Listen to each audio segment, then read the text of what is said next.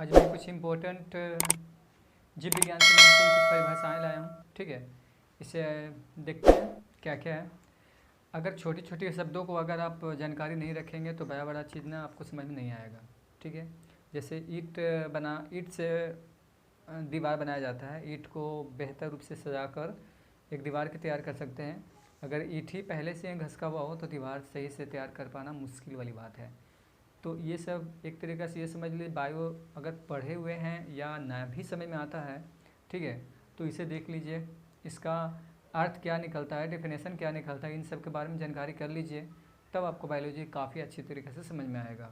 ठीक है, तो और हाँ, इसी तरीक़े से कोई भी चैप्टर हो या कोई भी सब्जेक्ट हो, मैं सबका इसी तरीक़े से छोटा छोटा पॉइंट से बड़ा बड़ा तक मैं ले जाऊँगा टोटली में।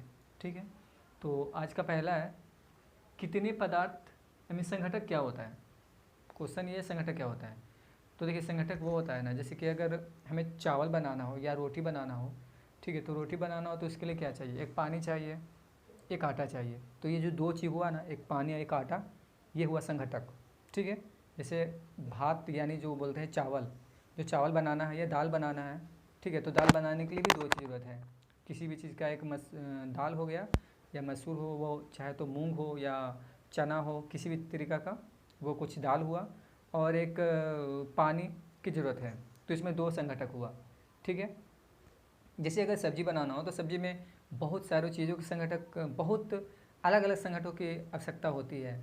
यानी अब आपको समझ में आ गया होगा कि संघटक क्या होता है। जैसे सब्ज़ी बनाने के लिए उसमें अलग अलग तरह के मसालों की ज़रूरत है, यानी अलग अलग संघटक मसालों का अलग अलग संघटक हुआ।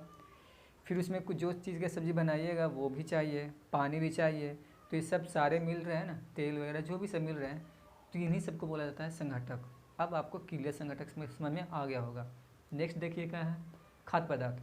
तो जो भी खाने वाली वस्तुएं होती है ना, जो भी खाने वाली पदार्थ होते हैं, उन्हीं को बोला जाता है खाद्य पदार्थ। जो भी खाने वाली चीज़ है, जिसमें रोटी या कुछ फल फूल या कंद मूल, जो भी इस तरीक़े से है, जो खाने वाली चीज़ हो, खाने योग्य हो, उसे हम खाद्य पदार्थ कहते हैं। चावल रोटी ये भी हो सकता है खाद्य पदार्थ में, दाल वगैरह जो भी हो सकते हैं, जो पीने लायक भी हो वो भी हो सकते हैं। ठीक है, अब एक इसके आगे है, पादप क्या कहलाते हैं। तो देखिए, जो भी पेड़ पौधे होते हैं, फल फूल कंद मूल, ये सब जो भी होते हैं, तो इन्हीं सबको बोला जाता है पादप। ये इम्पोर्टेंट है, किसी किसी को बड़े होने के बाद भी ये समझ नहीं आता है कि पादप है क्या। तो पादप हम उन्हीं लोग को, मतलब उसी चीज़ को बोलते हैं। जैसे पेड़ पौधे जैसे बोलते हैं ना, इसी को पादप बोला जाता है। ठीक है, अगला है अंकुरन क्या है। तो अंकुरन आपको पता होगा, छोटे से बीज में से जो एक पहला एक पौधा टाइप पे, हल्का एक अंकुरन टाइप पे निकलता है, आई मीन सफ़ेद टाइप। अंकुरन के बारे में आपको जानकारी है पहले से भी है। अगर आप एक मतलब कि जैसे कि एक मुट्ठी चना लीजिए और इसे भिगो दीजिए, और भिगोने के बाद, ठीक है, आई मीन ऐसा कर दीजिए, उसे जैसे फुला देना होता है ना, रात भर डालकर या 4 घंटे या 5 घंटे उसे पानी में छोड़ दीजिए, उसमें वो फूल जाएगा। ठीक है, वो बड़े बड़े दाने हो जाएंगे। तो वो उस तरीक़े से हो जाएगा, तो उसे पानी से छान लीजिए, पानी में से हटा दीजिए उस चने को, और एक कपड़े में, सूती कपड़े में लपेट कर उसे रख दीजिए। कुछ दिन में या नेक्स्ट डे ही या 2 डेज़ बाद, अब उसमें क्या होगा ना, अंकुरन उत्पन्न हो जाएगा। तो वो जो वाइट वाइट जो कुछ उत्पन्न होता है ना, उसी को अंकुरन बोला जाता है। ठीक है, और किसी भी पेड़ को या पौधे को, किसी भी चीज़ को, जैसे पेड़ पौधा जो भी होता है, उससे पहला जो एक तरीके से बोल सकते हैं पहला पॉइंट उसमें क्या होता है, पहला प्रक्रिया क्या होता है, तो अंकुरन का निकलना। सबसे पहला प्रक्रिया यही है, अंकुरन का निकलना। ठीक है, तो नेक्स्ट है मरकंद। मैं अंकुरन के बारे में बता चुका हूँ, अब है मरकंद। मरकंद क्या होता है। देखिए, मधुमक्खी जो होता है, ठीक है, वो फूलों के रसों को अपनी ओर एकत्रित करके और फिर अपने छत्ता में ले जाकर उसे एकत्रित वहाँ पे करता है। ठीक है, फूलों के रस वो मतलब कि अपने ओर या अपने पास में रख लेता है, जैसे कि टान लेना, और उसे ले जाने के बाद, और फिर वो जो पूरे हैं, वो सारे के सारे मधुमक्खी एक अपने एक छत्ता बना लेते हैं, वैसी छत्ता में, ठीक है, वो अपने सारे के सारे मरकंद यानी फूलों का रस को एकत्र कर देते हैं, जिसे हम मध या हनी जो इस तरीके से बोला जाता है। तो मरकंद के बारे में समझ में आ गया होगा कि मरकंद क्या होता है। मरकंद यानी फूलों का रस। ठीक है, जो कौन लेकर आता है, मधुमक्खी या और भी अलग अलग छोटे छोटे कीड़े, जैसे तितली वगैरह भी ला सकते हैं, लेकिन उन लोगों का कोई छत्ता वगैरह नहीं होता है, लेकिन मधुमक्खी का छत्ता होता है, तो वो सारे के सारे जो उससे जो रस निकलते हैं वो उसी में जाकर रख देता है। किसमें? छत्ता में लगाता है तो वहीं वहीं पर रहता है वो, तो इसीलिए सब उसी में इनपुट कर देता है और वहाँ से हम लोग आसानी से उसे निकाल कर और जो भी अपना काम में यूज है और चाहे जो भी उसके लिए उसके अलग अलग फ़ायदे हैं तो उन सब से हम लोग को फ़ायदा होता है। उन वो रसों से उन लोगों को क्या होता है? फ़ायदा होता है। किसी किसी को कोई अलग पहचान थी कि नहीं वो कुछ अलग होता है, मरकन नहीं होता, लेकिन नहीं, वो मरकन ही होता है, वो मतलब कि वो फूलों का रस ही होता है और वो कुछ नहीं होता है। कुछ अलग समझ रहे हैं तो वो उसे हटा दीजिए, वैसा कुछ नहीं होता।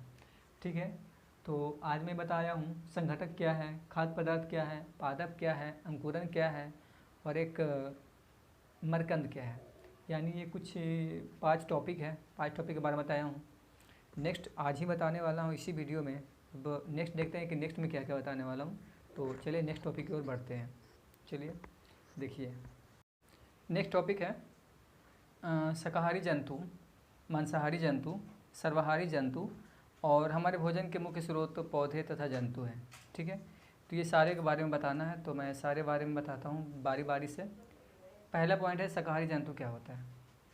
देखिए, शाकाहारी जंतु वो होते हैं जो शाकाहारी जंतु उसे बोला जाता है जो मांस को ना खाते हों। ठीक है, उसे शाकाहारी जंतु बोला जाता है। मांस जो नहीं खाते हैं उसे शाकाहारी जंतु बोला जाता है।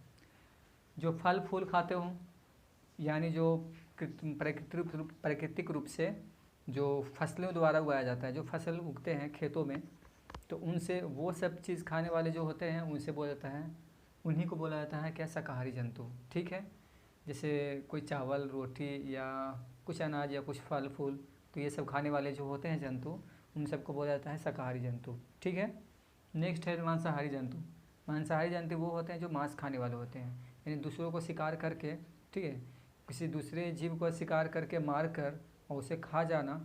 ठीक है, ये मांसाहारी जंतु ही होते हैं जो दूसरों को शिकार करके वो खाते हैं। ठीक है, जिसमें सब कुछ भी हो सकता है। जैसे बिल्ली, एग्जाम्पल के हिसाब से बता दें तो बिल्ली होती है, वो क्या होते हैं कि चूहे को मार के खाते हैं, तो उन्हें हम बोल सकते हैं कि वो मांसाहारी है।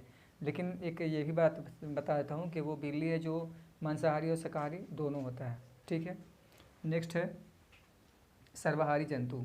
ठीक है, नेक्स्ट है सर्वाहारी जंतु। तो सर्वाहारी जंतु में क्या क्या होता है? तो सर्वाहारी जंतु में वो होता है जो मांस फल फूल सब खाते हों। ठीक है, वो सर्वाहारी जंतु। तो बिल्ली मांस फल फूल कंद ये सब सारे खा सकते हैं, जैसे अनाज भी खा सकते हैं, रोटी वगैरह भी खा सकते हैं। ठीक है, तो वो मांसाहारी में भी जाएंगे, आई मीन, और शाकाहारी में भी जाएंगे, तो उन्हें सर्वाहारी बोला जा सकता है। ठीक है, वो दोनों चीज़, जैसे कि दूध को वो पी जाते हैं, ठीक है, और मांस को भी वो खाते हैं, तो वो दोनों चीज़ कर रहे हैं, दोनों चीज़ वो खा रहे हैं, यानी शाकाहारी वाला भी और मांसाहारी वाला भी, तो वो सर्वाहारी कहलाएंगे। ठीक है, और नेक्स्ट टॉपिक ही है सर्वाहारी, तो ये मैं बता चुका हूँ।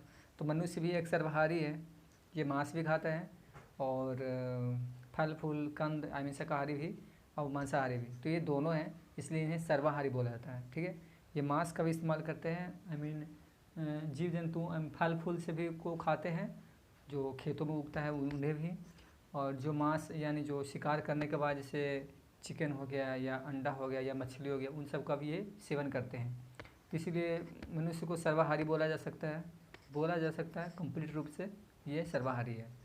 नेक्स्ट टॉपिक है हमारे भोजन के मुख्य स्रोत पौधे तथा जंतु हैं।